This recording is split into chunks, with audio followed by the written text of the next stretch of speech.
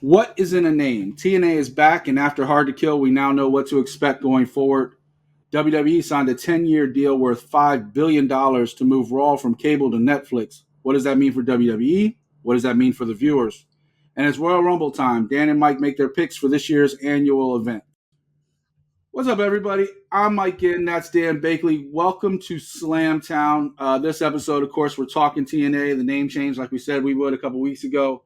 We're also going to be talking about the big news with WWE and Netflix. And then, of course, Royal Rumble is coming up. So we're going to make our picks, see who's going to win that match.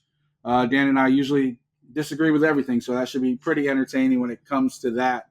Dan, how you feeling this week, buddy? I'm feeling great. You know, when you think of Royal Rumble, you think of the road to WrestleMania. It's All here. It's starting. going to be here. It's going to be here in Philadelphia. So I'm excited to be able to attend some of the festivities there. You got TNA talking about this Netflix deal. It's a big deal. So it's going to be a fun show. We're trying a different format today. We're going to go back to more of a variety type show. A few different subjects to talk about. So leave us a comment. Let us know what you like, if you like it or not. If you want us to stick one subject and make it easy, we feel we can do this. Talk about 3 subjects, clip it out. So if you only want to listen to those subjects, it's like 3 different shows in one, but they're not going to be too long, like 10 minutes each or so. So something different for Slamtown. Try to get a little bit more interesting. And Dan and I just have way too much to talk about just to sum it up in one subject. So we're going to get to that, especially with all the big news breaking. First subject of the day, we talked about a few weeks ago, the TNA name change, going back to TNA. We wanted to wait till after Hard to Kill to kind of see what was happening with that, what kind of direction they're going forward. Since then, they've done Hard to Kill. They've done the TV tapings for the next couple of weeks, so we have an idea of what's happening. Dan, at Hard to Kill, Moose was crowned the first or returning TNA World Heavyweight Champion with his win, taking it over Alex Shelley. Later after that match, we saw Nick Nemeth, aka Dolph Ziggler, make his debut and pretty much challenge Moose in the system. Next night, we also saw Mustafa Ali at the tapings. So he's going to be involved. Trinity's walking out the door. First thoughts, the name change, good or bad? I think it's great because that's how they got themselves recognized is the TNA plateau. They want to kind of rid themselves of everything that was with Impact when they made the changeover. And then, of course, all the allegations of messing up the TV deal that they had. And then they went downhill, went to Anthem, kind of had that 2, 3, 4 year rut of low attendance, just did the spot tapings. And then Scott D'Amore took over, and he wants to bring back a lot of the old school style. With getting people interested in it, he basically did a facelift. He's basically like the conductor of all this, and I think he's doing a great job. Like, you come in here, you watch Hard to Kill, and you watch Impact, the first 2 episodes, and you can see a massive difference. You can see It's a the massive venue energy change. difference. The energy, even the Yeah, wrestler. Moose was talking on Chris Van Fleet about just how he was like, that was an organic thing when he was jumping up on the couch seeing TNA when they announced the name, because the boys didn't know in the back when Scott rolled out the package. yeah. And they've been calling for that for a while. The talent that wanted that name change. Yeah, and you see the lighting, you got the booking, you got the theme change in the beginning, TNA Plus, just everything. They're looking for a TV deal right now. Santino came out and said that you can expect news on that in the near future. They're trying to do everything to improve it. It's to the point where I feel like a lot of people are just going to be within it because the last couple of years they've had this cool niche of low budget being on YouTube TV and Access, and then doing the spot tapings, like I said, but more of them, and they've been able to really make money off of low cost in their arena, and now they want to up their game. They want to make more. They want to spend more. They want to compete, get out there. And one of the big interviews that really caught my eye was the Moose one. Moose came out and said he's made money. He's like, he doesn't need the money. He made money for 7 years in the NFL. He'd rather make less and be a top guy and be shown than to go to, say, WWE, make a lot more, but only be part-time and be on the mid-card scene. He wants to be the guy. Look, I've been following TNA for a long time. Like, this is an actual program from, like, I don't know how much y'all can see on the camera, but like an actual program from back in the day, like real Yeah, wrestlers, like all the way back, Mickey James promos. Like, this is like, I was excited by TNA coming back. yeah, Um, in, the funniest thing about this is actually I have Matt Jackson's autograph in here somewhere because when they were Generation Me, and that was also Chris Saban's autograph, the Dudleys. Like, the roster was so loaded. They had Kurt Angle at the time, Hulk Hogan, Mr. Kennedy, and Jeff Jarrett. I think were the main event that night when I went to the house show with Kurt Angle as the referee.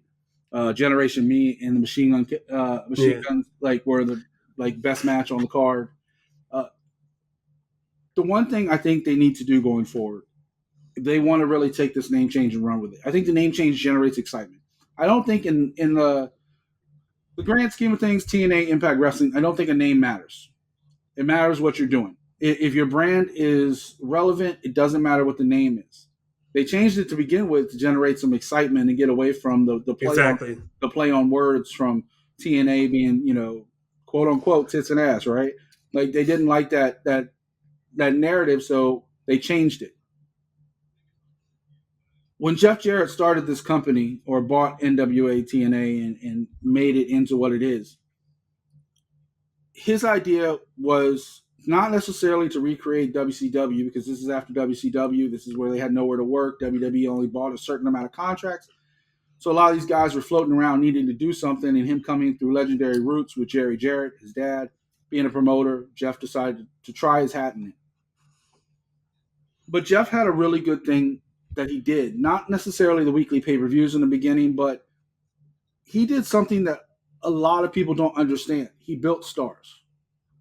Because if TNA just keeps, like nowadays when Dolph Ziggler, Nick Nemeth comes in, or Mustafa Ali comes in, or before that Cody Rhodes comes in, or a Will Ospreay or Okada make a cameo, they're doing it to boost their own name.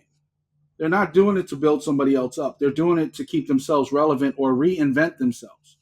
Um, they're using TNA as a platform. Trinity's another great example of coming in. Just look what I can do. Now I can go back to WWE and get more money. They're using it as a way to build themselves back up. When back in the day, even though you had people who kind of had a little bit of exposure before, AJ was on WCW and Ring of Honor, Samoa Joe was on Ring of Honor, CM Punk was on Ring of Honor, Christopher Daniels, blah, blah, blah. A lot of people still didn't know who they were. So when they came onto TNA Wrestling, you put an AJ Styles with a name like Jeff Jarrett, and Jeff puts him over. Now AJ's made, right? You took Samoa Joe, you put him with Kurt Angle. Kurt Angle put him over. Now he's made. You take CM Punk, you put him with Raven. Don't forget that. Raven put CM Yeah. Punk on. Those Clockwork Orange matches were crazy. Raven put CM Punk on. You got a guy like R-Truth who got put over there and wind up going to Going back and making WWE. way more money. Yeah. Um, that's the formula. That's the formula. AEW kind of started off with that, with Cody putting over a lot of people like Sammy Guevara and stuff like that. Cody got it because Cody comes from old school. He comes from his dad. He knows how to build. And then Tony started bringing in these stars and stars and stars and putting them above the homegrown talent. And now the homegrown talent's back on the indie scene, and you don't see them no more. One thing Kenny Omega got, he put people over. One thing even the Bucks got early on, they put over everybody, including people like FTR coming in. People forget the Bucks weren't tag team champs in the beginning. SCU was. They put over They everybody else. they lost in that tag team tournament. They were the 1 seed. Private Party were the 8 seed, and they lost to them in the first round. Yeah, because they understood. They've been in this business long enough to know if you want to build a brand, forget they can come back be 15-time tag team champions down the road. But if you want to build a brand, you have to build stars. WWE went through a very dark period where they weren't building any stars, and that's why they were losing to WCW and they were losing everything else. And then all of a sudden, here comes The Rock. Here comes a reinvented Stone Cold Steve Austin. Here comes some of these other young talents throughout the Attitude Era. A Ruthless Aggression, John Cena. They started building stars again. And if you don't build the stars, it doesn't matter if you sign a Nick Nemeth, a Mustafa Ali, a Trinity, if they bring in any number of other people from New Japan and their partnership with that. They need to build stars. And right now, the only one I see them building is Josh Alexander. They need more. I see him building a little bit more of that because And Moose, Moose, Moose. Sorry, yes. Moose has been there the whole time. You got Moose. They built Eddie Edwards. He's been there for over 10 years. You got the Motor City Machine Guns. They were already built from TNA, and then they've done a little bit of here and there, and then they've always come back to the company. So I feel like they're there. You got the women that are there. If they could build Giselle Shaw to be champion, that'd be great. Jordan Grace has been there the whole time. She has been devoted to TNA. They've had people there that have been there. I just think, just like you said in the beginning, I feel like they're trying to get out of the notion of, okay, somebody's going to come there for 6 months, build themselves, and then leave. They want them to stay there. Like you named perfectly Trinity. You got to think Nick Aldis came back for 6 months before he made the transition over to WWE. Real quick, in fairness, Trinity, even though she built herself up, she also put over Jordan Grace on her way out the door. Yeah, twice. Which is the way you got to do it. The way it's supposed to. And then Aldis put over Alex Shelley on the way out as well in that title match. But a lot of people thought he was going to win and stay, but he didn't. And then they put him over. So those are two examples of good doing it. Unselfish people. Yeah. TNA has been doing it to an extent, but they need to do a lot more of it in order to keep going. Going forward real quick, we look down the timeline 3 years from now. Where's TNA? I think they're going to be up there. As long as Scott D'Amore is in charge, I like their chances. Are they talking about the same level as AEW? Or are they still going to always be fighting for that third, fourth spot? I think they're always going to be fighting for that third spot. I think they could challenge for the second, but it's like they have those low venues. I think they're going to have to, at some point, upgrade venues. And then do they go to weekly live events instead of doing these tape-ins? I don't know, but I don't think they ever do that. I think the tape-ins is to their benefit because it allows them to bring in people to work, and it allows them to sign people who don't want to work a full-time schedule. I think their biggest problem is MLW because you got another promotion that's. I mean, TNA has a lot more history. I mean, MLW's been around a lot longer than people know. Like Court Bauer has started and stopped that promotion a couple times, but it's been around for about 15 years or so. The thing with TNA is that they've been this roller coaster throughout the history of the business. They're 20 years or so they've been around. They've been a roller coaster, so people get excited and they let them down. They get pumped up with a new change. Oh, here they come, and then they let them down. So it's like the boy who cried wolf, right? Like how many times can we keep doing this excitement for a brand instead of just killing it and going and starting something new? They're kind of doing it like a rebirth. I get it. It's exciting, and it is exciting for right now. I'm excited. But because I'm one of the few people that watch TNA every week on Thursday night.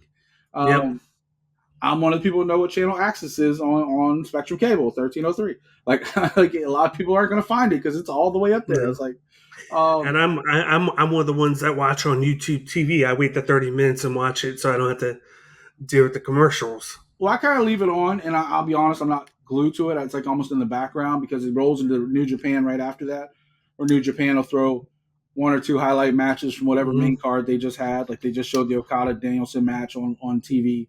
So it's really cool if you're not somebody who can stream or watch some of those New Japan matches. They roll right after them. Give my last opinion on this.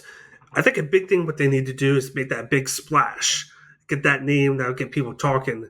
A guy that came in and has flirted with like hitting that signing with them hasn't yet, but I think he'd be that guy because of course they have Josh Alexander. He's the face. I think this guy on Will Ospreay. If Will had signed with him, that would have been a big deal. That would have, but if they could get Alex Hammerstone, that'd be a huge get. That's a guy that's you mentioned at MLW. I thought he was signing with TNA. He hasn't done anything yet. Yeah, like he's thrown hints out, posting tweets and stuff about it. What do you feel if I sign with TNA? He's very young. I believe he's only 25, 26. Yeah. and they could build around him. And the fact that he wrestled and put on a great match with Josh Alexander, it gives you options. And then there's that potential for him versus Moose down the line, and you put the world title on the line. That's a big marquee match there. And considering it, like, it's crazy. And then you have the appeal that he used to be in the same faction as MJF.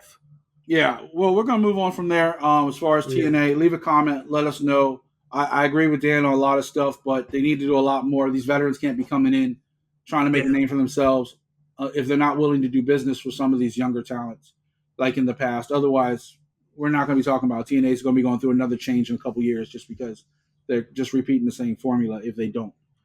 Other big story dropping this week, Dan. WWE signed a 10-year deal, $5 billion to put Raw on Netflix for the next 10 years, starting 2025, and also all global PLE events, premium live events like the WrestleManias and Royal Rumbles and all stuff, globally outside of the United States and outside of India are going to be on Netflix as well. Peacock will hold on to them in the United States. yeah, And they're still working heavily with Peacock because SmackDown in October is going to move over to USA Network. So it's not like USA is losing wrestling. They're just switching gears a little bit. Dan, from my perspective, real quick, I think this is a huge win for everybody. People always slept on Netflix, right? They have the DVD service, and people are like, "Oh, that's cool," but I can just go to Blockbuster, right? And then all of a sudden, they took over DVD because you can get it in your home, right? And then they kind of went away from DVD and they went to live streaming online. And people were like, "Well, I got data caps, and why would I waste all my data on streaming a movie when all of a sudden I don't have any data caps?" This is how old this whole thing is. People like they used to have caps yeah, on this.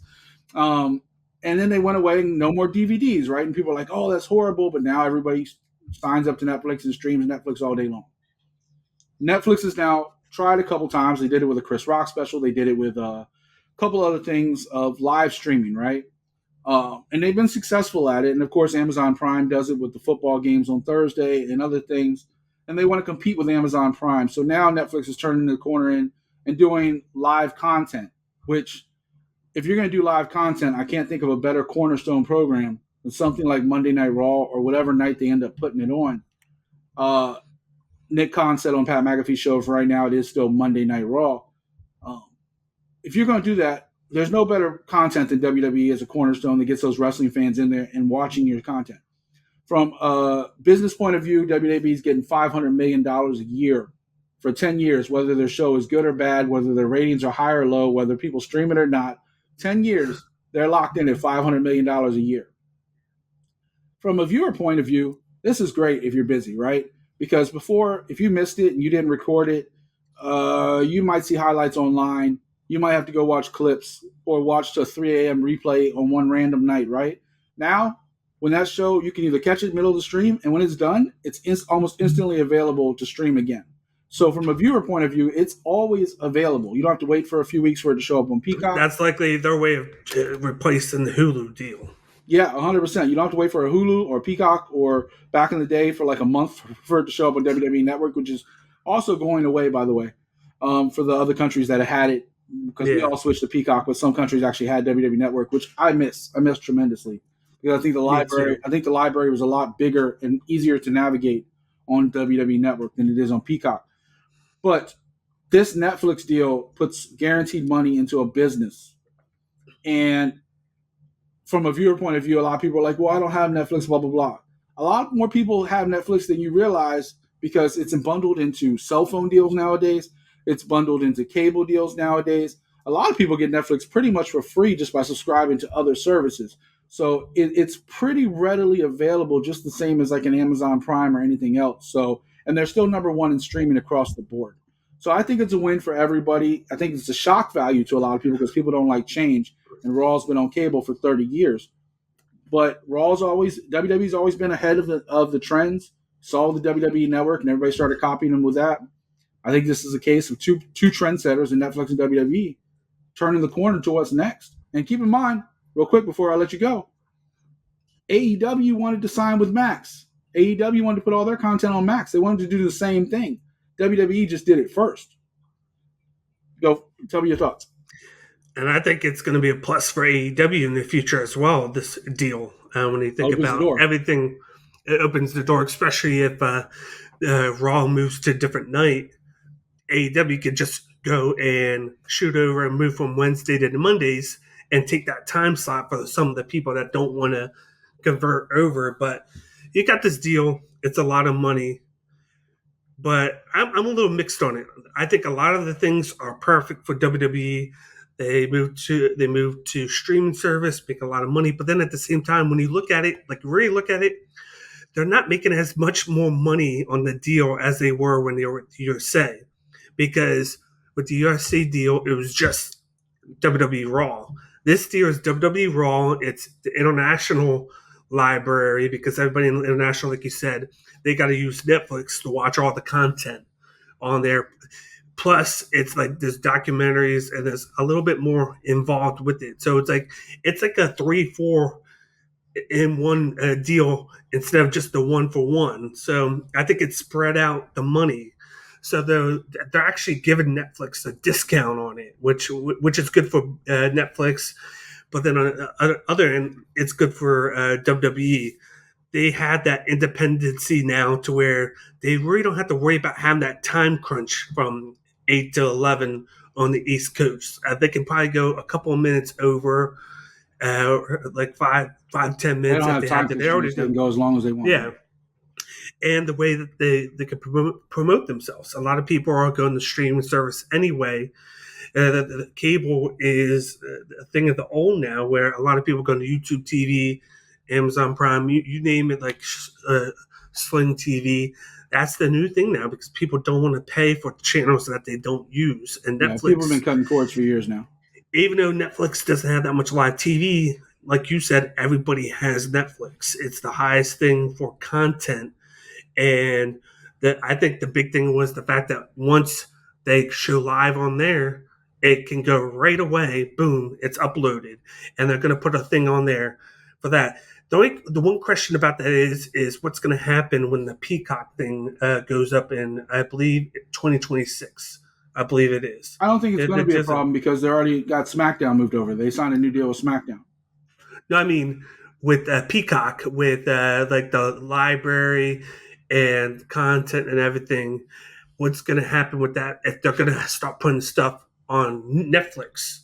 So you're going to have two Well, different. I think we're have to wait to see how that plays out, right? It's going to be a little murky with how they work that water. Yeah, if Netflix is successful, they move it. If it's not, they keep it where it is. They have time to like see that. And then apparently now they have like a minor. This is just a minor thing. Is Raw doesn't have a home for 3 months from the end of September to January. They don't have anywhere. No, they're going to keep it on USA. They keep it on USA.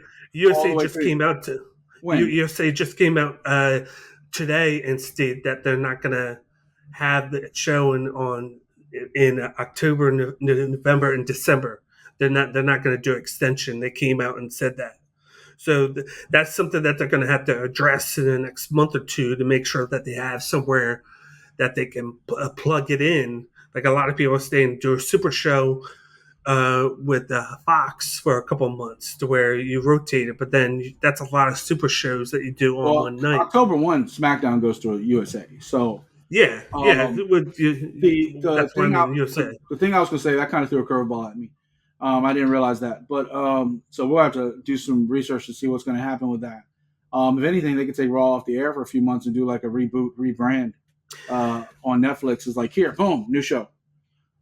They could always do that too, but and they have deals. Look, first, October's a long way away, right? Like they have plenty of time to renegotiate and throw more money and be like, okay, here, give us 3 months. There's a lot of time to change that mind. The only downside to this whole deal is on the Netflix side, and this is because as a subscriber, somebody who knows this firsthand, their prices are going up. They're changing the way they're doing their format. They're going more Hulu. So now they have an ad tier, right, where they're going to start putting ads in your movies and in your shows and stuff like that, which is the tier that most of us are already on. Then they're adding a premium tier, which is like $16 more a month for everything HD, no ads. So that's the biggest problem right there, is because they're going to be going for a money grab, because they do know the ad tier is included in, like, for instance, I'm a T-Mobile subscriber. I get Yeah. the ad tier for free. I know Verizon gives a lot of people Netflix for free. I'm sure the other cell phone providers do. I know a lot of cable companies like Comcast and other people have packages where it's included in what they are. So that's going to become the ad tier. And then they're going to add a more premium tier to that to get more money. And apparently the rumor Pay is, $5 million. and apparently the rumor is for Raw, you can watch it ad free on no matter what tier you have, just for that. Hopefully, but I would There's a also rumor. say I'd be surprised by that because one other reason, like you talked about the way they give them a discount for the other things in the library, Raw still can sell ads on their show. They can still sell advertising through their Exactly. and if they also do ads on the network as well, I'm sure them and Netflix would probably be splitting that ad revenue for what shows during their show. I So think you could just see. like I think just like the a thing. broadcast cable network, I think it's the same, and they're getting more money Yeah, than the 500 million a year.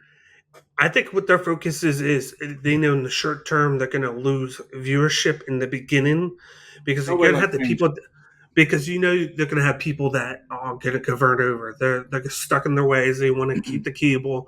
They don't want to go to stream platform, but eventually they're going to get new viewership because of Netflix. So It's it's no like different than when they changed channels, man. Like when they went to it's Spike TV and CNN and all those other national network, and this is a little bit of a it's no bigger different. scale, but it's subtraction by addition. Like you're subtracting, but then you're gonna gain it back within new viewers and new fans. So it's gonna be, but it's worth it. It's worth it when they want to be able to do certain things. And I think that's the big key here is the be able to do your own things, try new things. There's rumors go out that there's things that Triple H wants to do or the Raw that he can't do on USA or on TV, but now with Netflix, he might be able to do now. And you're going to see, and now it makes me think, are they going to get a little bit more edgier now? Because now technically you don't have to be PG anymore being on They TV. do Now you're whatever on they want, right? Netflix. And Um, can they test the waters with things? That makes me intrigued. yeah, especially for some of the more hardcore fans, Attitude Era fans. I'm sure that is something. We're going to change gears. I will finish this segment Yeah, on one thing. If you have a chance to watch the Pat McAfee show, go back and watch Nick Khan's interview this week with it. For one, I didn't really know Nick Khan like that. I knew same, we all know of Nick Khan, but I didn't know his personality like that. And I'm actually more of a big fan of him now. same. Watching the way he interacted on that show, knowing that he was an usher at WrestleMania, I already knew he grew up with The Rock in Hawaii, so I knew that was in his blood as far as a fandom, and they've been friends for life. And ironically, you and I talked about who was going to buy WWE a long time ago. We said The Rock might end up on top, and now Yep. here he is on the board of directors for the company. So, in a way, Dan and I were kind of right. We didn't see the Endeavor point of view, but guess who's been The Rock's agent for the last 20 years? Ari Emanuel. So, 2 and 2 add up to 4. In this case, 5 because The Rock is getting paid and getting his name in trademarks. So, Yep. big deal for them. It is Royal Rumble time, Dan. One of my favorite pay-per-views of the year. It used to be King of the Ring, but since now that has just become a TV thing once in a while when they feel like throwing it back out there. Does anybody remember that Baron Corbin is King of the Ring? Anyway, Royal Rumble time, Dan. A lot of news going into this Royal Rumble, of course, headlined by the 2 Royal Rumble matches and the Fatal 4-Way for the WWE Universal title with Roman, LA Knight, Randy Orton, and AJ Styles. And, the cloud hanging over everybody's head, The Rock wants to be back at the head of the table. So is tonight or tomorrow, this is going to air before the Rumble. So at the Rumble, is The Rock going to make an appearance, somehow screw over Roman, somehow confront Roman? There's a lot going on there. Is he going to jump in the Royal Rumble and win that so he gets the shot at Roman? What does that mean for Cody? What does that mean for CM Punk? Seth Rollins is hurt, so what does that mean for the title come WrestleMania if he can't get back in time? Is Gunther going to run in and get Seth Rollins? A lot of questions, Dan. So this is how we're going to do it. We're going to talk about 3 matches. If you want to talk about any other highlights on the card, we can do that real quick before we get out of here. Before we get to the Royal Rumble matches, Fatal 4-Way, AJ Styles, LA Knight, Randy Orton, and Roman Reigns. The current odds on that one right now, I believe, have Roman at a 1-12 favorite, Randy Orton 5-1, LA Knight 7-1, AJ Styles 8-1. So Roman a heavy favorite to retain his title. What happens? I got a few things that'll be pretty quick. Roman wins. Solo takes out Randy Orton. Sets up a match between the two at Mania. You got LA Knight and AJ Styles fighting each other to try and pin Roman. They screw each other over. Roman gets the pin on AJ Styles. Setting up AJ versus LA Knight at WrestleMania. Possibly, yeah. Because you've seen it. They've been going back and forth with each other.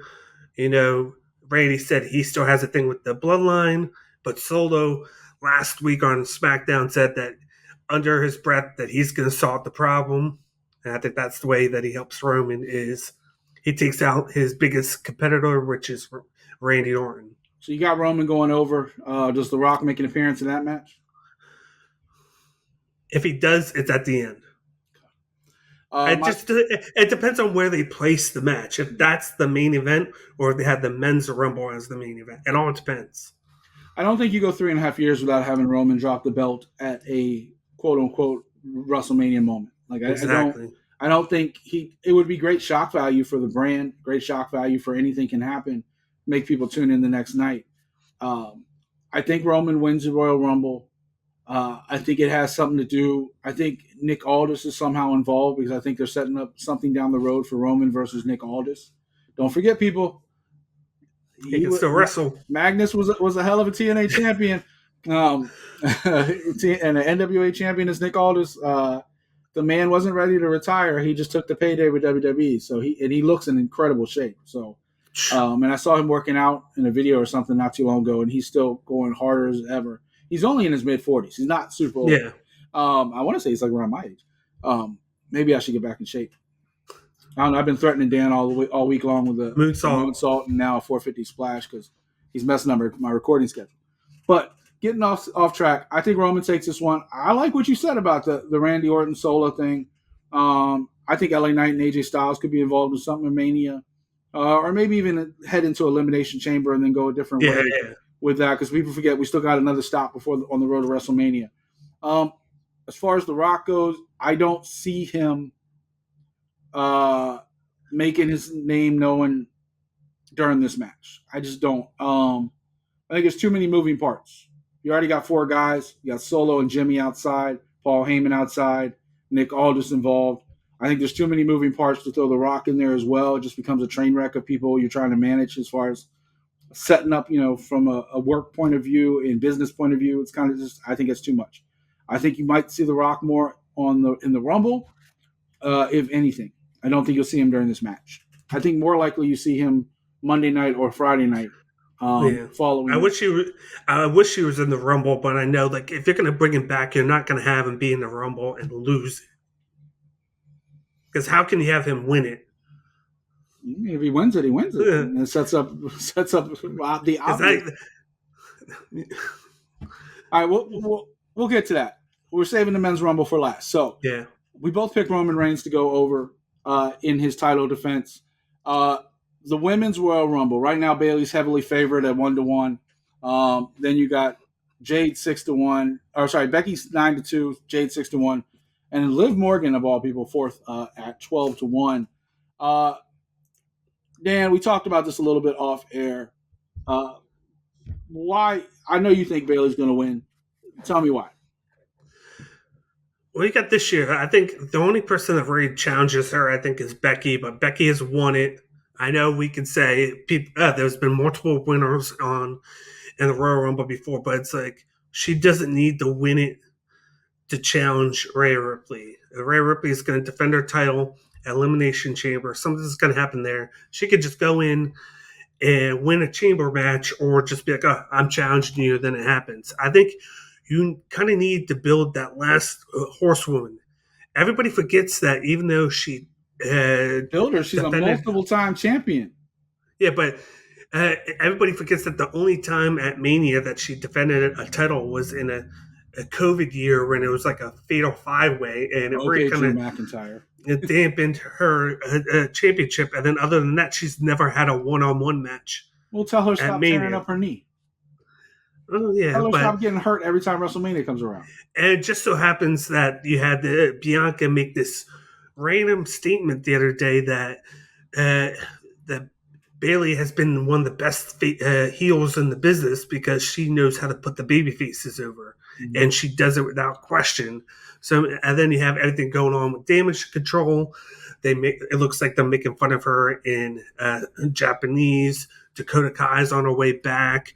She was described as the ringleader of the group, and then the fact that when she wrestled Bianca, no one helped her. And I was like, and who's the champion? Io Sky. We've wondered what are they going to do with Io Sky as champion, and what's the future of that? You have Bayley win the Rumble. You have her cost by accident on SmackDown the Kabuki Warriors the tag titles. You have them mad. You have them attack her, kick her out of the group, and it's a way to turn Bayley back to a baby face from a heel. Bailey And doesn't then want to hug you, Dan. no, it doesn't have to be that. And then you have the rumors of Trinity, Naomi, and Sasha Banks. And if they were to sign, what perfect way to have people have her back against damage control than them two? And then, like, I feel like it's the best route possible for them to do it because you don't want to make the most common thing possible and then have it like, oh, I knew she was going to, even though they kind of made it that way on Raw when they have her come in with Becky and Nia Jax, but she's the only one that wasn't on that isn't on Raw, and I could see her making the switch, and this is how she comes out and says, I'm going to choose Rhea, but then she gets jumped by damage control. And then she's like, ah, F it. I'm not choosing her anymore. I'm choosing you guys. You know? The thing that makes me sad about your pick is that I was hoping going into it, and obviously Bianca Belair has been battling injuries lately. I was hoping going into this that this was the year we were finally going to get Bianca and Rhea. They had teased it a few Royal Rumbles ago when they were like the last two, and you know the two biggest powerhouses, up and coming young stars in this business for the women. They've both been champion. They've both been on opposite sides. We very rarely seen them touch each other. And get your head out of the gutter, Dan. I was talking about wrestling.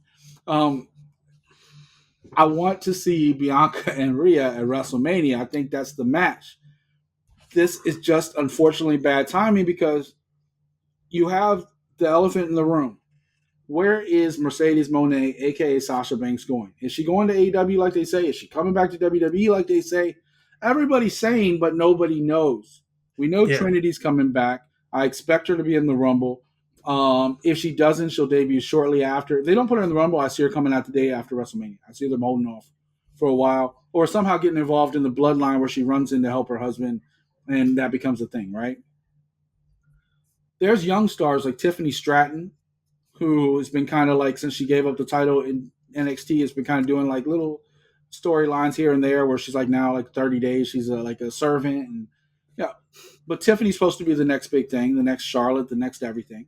So Tiffany Stratton could pop up in here and make a surprise and win the Rumble. And that would put her over big time and catapult her over to the next level, just like they did Rhea a few years ago when she was going against Charlotte. They've used the Rumble for the women in the past to put over new talent. In this case, this year, there's a lot of questions. Is Liv Morgan coming back? I think Cora Jade would have been an obvious name, but she just blew out her knee, so she's out for a year. Um, I think Roxy is another question, but she's in a major storyline right now in NXT. I And don't. she did it last year, so it wouldn't be like that. Like I could see like you said, Tiffany Stratton. I could see her being in it. Fallon Henley is a name like they've talked about trying to have her be kind of like the next Mickey James, and then she wants to work with her. And if you could get Mickey James in for like a just a Rumble, just to make an appearance, and have Fallon Henley in it as well, that'd be a All right, Dan, it's cool my turn. moment there. My turn to make my picks, buddy. You already had your turn. Yeah, damage control. You got a lot of other younger talent. Damn, Dan's always stealing my spotlight. Lola Vice, obviously, former Bellator fighter, Valerie Loretta, making a big name for herself. She's doing a lot better than I thought she would be, by the way. Um, and then when you go down to it, veterans like Shayna Baszler, always been great at putting people over. Maybe it's her time. Um, but if I had to make a pick, I'm going Zoe Stark. I think Zoe's going to surprise people, and this is her. They've been trying to put her over. They did it with Trish, gave her that rub. They've been putting her in now, kind of like wading the water a little bit with Shayna and doing the tag team thing. Um, I think Triple H is huge on Zoe Stark. I think people are sleeping on Zoe because they can jump Bayley anytime. They can jump Bayley anytime for any reason. She, like you said, she can cost them a match. She could do this, do that. And how great would that be if you don't have the title involved? They jump Bayley because maybe they thought Bayley cost them at the Rumble or whatever, and they jump her, and then all of a sudden Sasha comes in and saves Bayley, and now you have a tag match: Kabuki Warriors versus Sasha and Bayley at WrestleMania. I mean, there's so many other storylines you can go to get, because you have to bring Sasha in with it to make it make sense. I would believe it if that wasn't just her last title defense at a premium live event was her. Yeah, and then also I think my dark horse is Asuka, because they could do a thing where Asuka goes after Rhea, and then they have the belts on both brands, and they're like the four horsewomen basically of wrestling with titles all over the place. Dakota can come back, whatever, or whatever the case. But I'm going with Zoe Stark. I'm throwing a curveball. I'm taking the underdog. I think Nia and Becky will eliminate each other instead of WrestleMania. I think there's too much storyline going on right there. And Charlotte's out. No matter how hard she's training, she literally just had knee surgery. She's not coming back to a minimum of SummerSlam or even Survivor Series. So I don't see that. Dan, the men's Royal Rumble. 6 months ago, I would have told you there's no way Cody's losing this Rumble. They're setting it up, the long road, the hard road, get back to Roman Reigns. Then comes CM Punk. Then comes The Rock.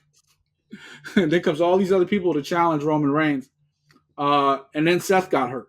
So now that whole thing is like, the best thing they could have done is Seth vacate the title and have this match be for the World Heavyweight title and change everything. I don't know why they decided to let Seth keep the belt. If he's going to argue, he's honestly said himself, I'm going to be out for 3 to 4 months. What happened to having a title defense every 30 days? Huh? Come on, storyline wrestling rules. Where'd the title defense every 30 days go? Roman, Seth, ain't nobody defending the title ever. Mr. Hardest working man. Vacate the belt, get it back later. Become a 2-time world champion. Anyway, Dan, who's your pick to come out for the men's Royal Rumble? Oh my God. This has gotten more and more complicated, just like you said, as the weeks go on, and then Seth getting hurt. I can eliminate Brock Lesnar. Yes. Because of these allegations going around. But then having Gunther come out and real quick. The odds on the match: CM Punk 1-10, Gunther 1-7. Cody Rhodes is a 1-4 favorite, and Drew McIntyre is 4-5. And I know what they're doing. They're trying to plug in so many storylines in case he can't go as like backups. But it makes it just more and more like, what is going to happen? Because it's like, just like you, before CM Punk came, I was like, this is just a year of adversity for Cody Rhodes. He's going to have to fight through adversity, get that title shot again, and then he might or might not win the belt finally, with how they're playing the game. CM Punk comes in, and they're like, okay, what's the best way to make him look good and not have to do too much? Have him win the Rumble. He can easily come in late, win it. Kind of like what Cody did last year when he came back from injury, the turn back, and he was number 30. And he really, majority of what he did was with Gunther as like a one-on-one match. He was barely in towards the end. But then the Seth injury, because everybody thought it was going to be Roman, Cody, and then on this side it was going to be CM Punk and Seth. Yeah. But the built-in. Now The Rock comes in, makes it murky on this side. People thought, okay, we could still do a triple threat here if Cody goes here. But now people are like, okay, Cody can always win the Elimination Chamber to kind of strengthen his adversity claim. And then he'll still choose Roman. And then if you put Rock in, that makes Cody winning against these two even bigger. That makes it huge, being a guy like The Rock and then Roman right there. Seth gets hurt now. So now it's like, what are you going to do? Like, I think the whole Gunther thing was just to make sure that if he has to relinquish the title, that Punk has somebody to face. But it's like, then you have the face-to-face with him and Punk and Cody. So now you're like, okay, what are they doing now? Like what if Seth is still healthy enough to hold on to the belt. I'm going to go out on a limb here I'll say, and Dan, you're say, rambling a lot. I need a pick. yeah, I'm still going to say Punk. I'm about to start calling you Jerry Lawler But because you're going around and around and around. That was my pick. That was well, my pick. this is what WWE does to you sometimes. I'm going to go CM Punk, and I think he wins it. And then you get Gunther as like a dark horse. Um, Dan, I'm going to go with CM Punk to win this, but I think it's going to be a screw job type thing. I think it's going to be like Bret Hart, Lex Luger, CM Punk, Cody Rhodes, both their feet touch at the same time. Um, and then they got to go to Elimination Chamber and figure it out. I don't think they brought CM Punk back without a promise of him living up to his WrestleMania main event. Does that mean CM Punk versus Roman? No, I think it's CM Punk versus Seth Rollins. If Seth told them he can go at WrestleMania, because it is a grade 2, it's not a full tear. It's a grade 2 tear of his MCL and a meniscus tear, which usually takes about 6 to 8 weeks. He'll do what he did against Triple H years ago, where he didn't wrestle. He got attacked a few times to make it look like he was hurt on scene, and then he just did a lot of promos. And then by the time WrestleMania came, he was 80%, and then a few weeks after Mania, he was 100%. Yeah, so I think the Gunther thing was just a way to make Gunther stay relevant. I don't think it had any storyline implications. I think people are giving it too much credit. I think the plan has always been, and of course WWE loves to throw curveballs going into the Rumble, just so like, well, maybe it's not what I think it is.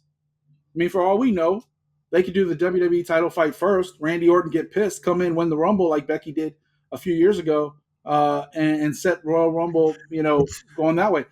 But right now, I think it's CM Punk, and he chooses Seth Rollins for the quote unquote personal beef, which I think they both have played up a little bit more to make money on camera. I think Cody Rhodes goes into Elimination Chamber with a chance at the WWE title or Universal title, gets his title shot that way. And then I think The Rock, I don't think you bring The Rock back for anything but WrestleMania, but at the same time, if you throw a triple threat, you're really discounting what Cody has done this whole year. After the first year he came back, didn't finish the story, came back this year, had an even better year than he had the year before. Because you got to remember, he also missed a lot of that first chunk of the year. Yes. With the torn pec after the Rollins Hell in a Cell. So, and then he came back, won the Rumble, and continued the story. This year, he's been week in, week out, carrying the brand, carrying the company on his back.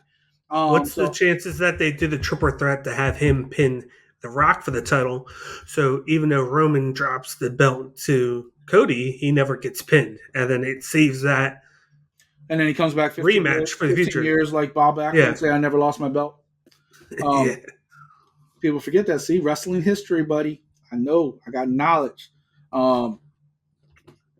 Yeah, I agree with you with a lot of the fallout. I think CM Punk wins it to fight Seth. I don't think that's changed. If Seth says he can go at WrestleMania, I think the plan stays. There's a 10% chance that makes me feel like Gunther's going to win it. It's going to be Gunther and Seth. You get Roman Rock, and then they just screw both Punk and Cody and make them wrestle each other. It could be, but here's the thing about Gunther. He might arguably be the most talented guy on that roster. I mean, I've been saying that since he was Walter. Like, the guy can go, big or like skinny, doesn't matter. The dude can go.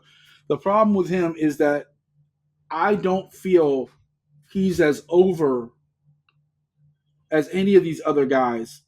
And you want to make a star, but the best way to put Gunther over is to have him beat a star at WrestleMania and then next year be that guy for the title. So far, he had the great match with Sheamus. Maybe this year. He's had a lot. No, he's had these guys, Sheamus, Drew McIntyre. But the only way I see him going over is if he beats a CM Punk, if he beats a Cody or somebody like that at WrestleMania. I just don't see him ready for that title shot yet, because also you have to have a plan in place of who's getting that IC title. Now he's moving on. And I don't think they have that place. I think Ludwig Kaiser has been looking incredible the last few weeks. I think they've been building him up, especially him and See, Cody. that's the problem. That's the problem is the fact that he's stuck in neutral. He's had that belt for 2 years, and he's There's undefeated. nobody. Yeah, There's there's nobody ready. nobody. I could just see him just be like, okay, I relinquish it because there's no more for me to do here. I've beaten everybody, and then he was in the Rumble last year, and him and Cody went a good 15, 20 minutes, just them two, and they put on a show. So I feel like that was good enough to get people to be People like, okay, acknowledge him. this guy, People acknowledge how good he is. We know he yeah, is good. The yeah. question is, he's not. We talk about making stars of the TNA segment, but I don't think he's. I don't think he's there for the title. And even he said in an interview with Chris Van Vliet not too long ago, that's not his immediate goal right now. Right now, he's good with being the IC champion. He's good with making that belt relevant and making it one of the best titles in WWE. Now, everybody says that until they get the opportunity at the next big thing. Yeah. He says the right things, but I don't honestly think he, in his mind, is ready for that world title run. Because you heard it last year. Sammy kind of said the same things when they were like, oh, you're the hottest guy right now. Are you ready for a world title run? And he's like, well, I mean, I could win it, but I don't really want to carry that belt right now.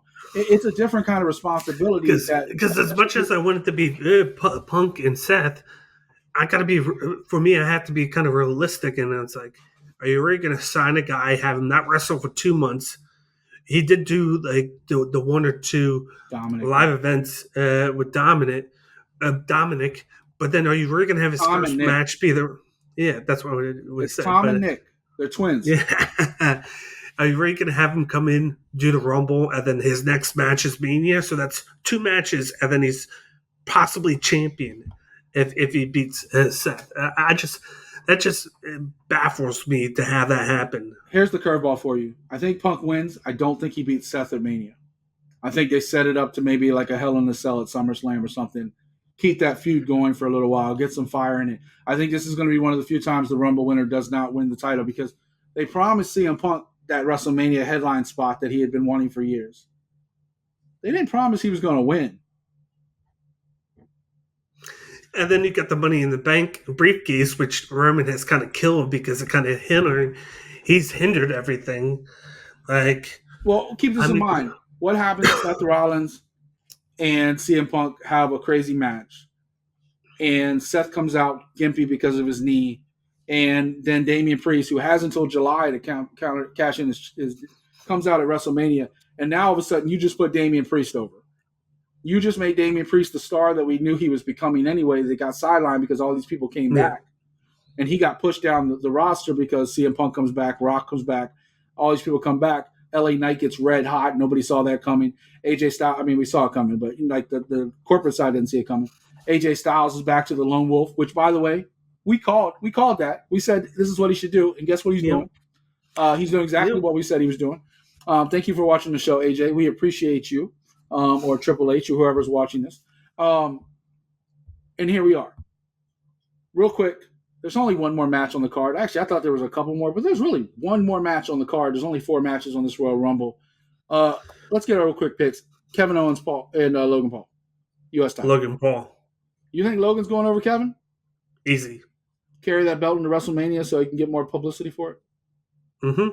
I do too. Damn, I hate to say that. I mean, I'm actually not against Logan Paul. I think he's done phenomenal in WWE. I think athletic-wise, this guy is insane. They're going to cash in on him, especially he just did the interview with John Cena. Yeah. Great interview. I enjoyed it. Yeah, no, I think Logan Paul is going over. And real quick, last second, because I did it with Zoe Stark. If I had an underdog pick for the Rumble, even though I'm 99% sure CM Punk's winning it, because that's something he's never done. I'm 99% sure Punk's winning. But if he doesn't, look out for Sami Zayn. Because they had that whole hype train, and he's still as over as any superstar on the roster, and nobody's talking about him. And Jey Uso is my Iron Man. Yeah, imagine finishing this story. Talk about finishing the story. We talk about a lot about finishing the story. Imagine at WrestleMania if Sami finishes the story against Roman Reigns. And if Roman carries the belt all the way through next year, which is possible because they're trying to break these longevity records that they're doing, Triple H is notorious for long-term storytelling. They could get Sammy hot at any time and have Sammy come through, win that Rumble, and beat Roman Reigns for the belt. They could do it at any time, 3 years from now, 5 years from now. Hey, remember when Sammy was in the bloodline? Because also you got to remember two things. Jacob Fatu is out there as a free agent, and Tama Tonga is out there as a free agent. And while Jacob's been flirting with AEW, there's a chance WWE brings both those guys in with Trinity, strengthens up two different bloodlines with the Samoans. Jay already said he didn't know The Rock was coming back, but he's got his back if he needs him against the bloodline. Strengthen up the bloodline, strengthen up the Rocks, and now all of a sudden you got Survivor Series for the head of the table if they want to play it that long game. Yeah. Because The Rock is not going anywhere now, people. He is on the board of the directors. He owns corporate Rock. He is part of the corporate company owning the company. And on top of that, one of the things about him getting the Rock name is that WWE can still use it to hell as much as they want for the next 10 years. Why would they hold on to it for 10 years if they're not going to use it? The Rock is not going anywhere. Hollywood has slowed down on The Rock. Sorry to say that. With everything changing, The Rock's last few movies haven't been like, boom. Pandemic had a lot to do with that, but it is what it is. This show ran a little bit long because we were trying to do out new segments, and me and Dan can't shut up, especially me. Dan kept cutting me off. You know what? Dan couldn't shut up this episode. It wasn't me. And he kept cutting me off. Me. Yeah, you're like Jake Paul trying to say hello to John Cena. But no, he's over here. Anyway, a lot of good stuff on YouTube lately. Just say that. Check out all that stuff. Check out the Nick Khan thing on Pat McAfee if you're going to check out anything this week outside of Slamtown.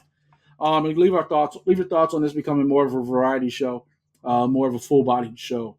For Dan Bakley, you can find his Instagram right below him at Cage by IQ.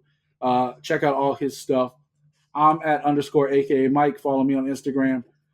We will see you back in a couple weeks. We have a couple weeks off, and then we'll be back with another full episode to talk about everything that happened at the Rumble and whatever else is happening in the wrestling world. This is Slamtown, and we're out.